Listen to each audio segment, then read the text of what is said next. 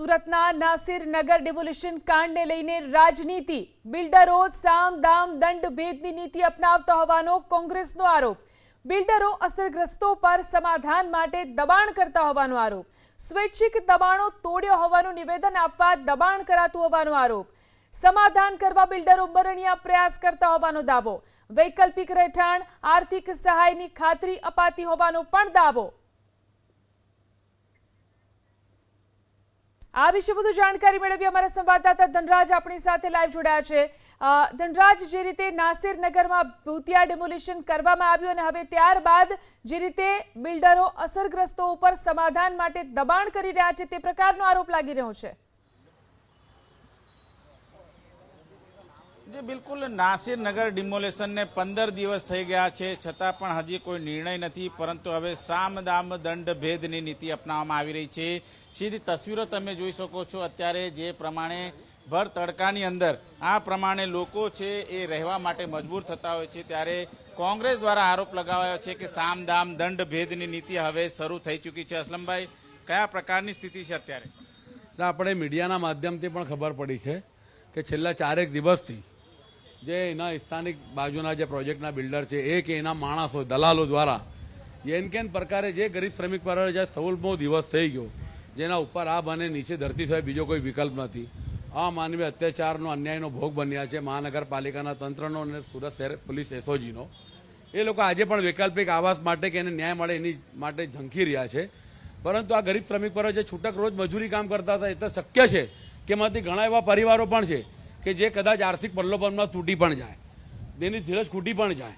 પરંતુ આજે એ વાતનો આનંદ છે કે આજે 16મો દિવસ છે, છતાંય મોટી સંખ્યામાં એના જે અસરગ્રસ્ત પરિવારો છે એ હજુ પણ પોતાને ન્યાય મળે એના માટે અડીખમ છે। પરંતુ આ સામધામ દંડની જે નીતિ છે એ બિલ્ડર બોલો, મનપા તંત્ર બોલો કે પોલીસ તંત્ર દ્વારા બોલો, એન કેન પ્રકારે એમના વચેટિયા બોલો કે એમના દલાલો મારફત એમના સગા સંબંધીઓને પણ પ્રેશરાઇઝ કરી રહ્યા છે, દબાણ આપી રહ્યા છે અને આર્થિક પ્રલોભનો આપી રહ્યા છે કે આ ગમે તે હિસાબે એવું પ્રસ્થાપિત કરવા માંગે છે કે આ ડિમોલિશન જે થયું છે આ લોકો સ્વૈચ્છિક કર્યું છે, એટલે મનપાના અધિકારીઓ કે પોલીસ તંત્રના અધિકારીઓને બચાવવાનો પ્રયાસ છે। પરંતુ આજ દિન સુધી એ ક્લિયર નથી થઈ કે આ જગ્યા મનપાની છે કે ખાનગીની છે, સ્પષ્ટીકરણ એ થયું નથી।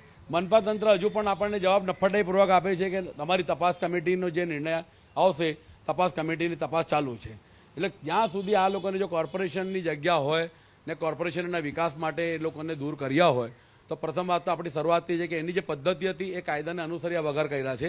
દલાલો કઈ રીતે સક્રિય છે, કઈ રીતે વિડીયો રેકોર્ડ કરી રહ્યા છે કે એવું કંઈક શું ચાલી રહ્યું છે? જો એવી ચર્ચાઓ સાંભળી છે, આપણી પાસે નથી એવો કોઈ વિડીયો આવ્યા કે નથી કોઈ લખાણ આવ્યું કે નથી કોઈકને આર્થિક પ્રલોભન લઈ લીધા સ્પષ્ટ કરી રહ્યા છે કે અમે લઈ આવ્યા છે, એટલે એ અત્યારે કંઈ કહી નહીં શકાય। પરંતુ જે હશે તે એ આવનારા દિવસમાં સામે આવશે જ, ના આવશે તો કોર્ટમાં પણ આવશે। દાખલા તરીકે કોઈ લખાણ કરીને આપે છે અને સામેવાળે જ્યારે કોર્ટમાં એની નોટિસ આવે કે ગમે તે આવે, મનપા તંત્રને બોલો કે પોલીસ તંત્રને બોલો તો મનપા તંત્ર એ રજૂ પણ કરી શકે છે। પરંતુ આ 84 જે અસરગ્રસ્ત પરિવારો છે કે જેના સંપૂર્ણપણે મકાનો નાશ પામ્યા છે એ આજે પણ બિચારા અહીંયા અડીખમ ઊભા છે અને મને એટલો વિશ્વાસ છે કે 70-80% લોકો આમાં નહીં તૂટશે, આર્થિક પ્રલોભનમાં નહીં આવશે। એ એમના ન્યાય માટે બિલકુલ એમની લડત જે છે એમની સાથે છે અને કોંગ્રેસ પાર્ટી હંમેશા એમની સાથે ઊભી રહેશે। બિલકુલ જોઈ શકાય છે દલાલો સક્રિય થયા છે, સામ દામ દંડ ભેદની નીતિની શરૂઆત થઈ છે તેવું અત્યારે હાલ ચિત્ર સ્પષ્ટ થઈ રહ્યું છે। જી।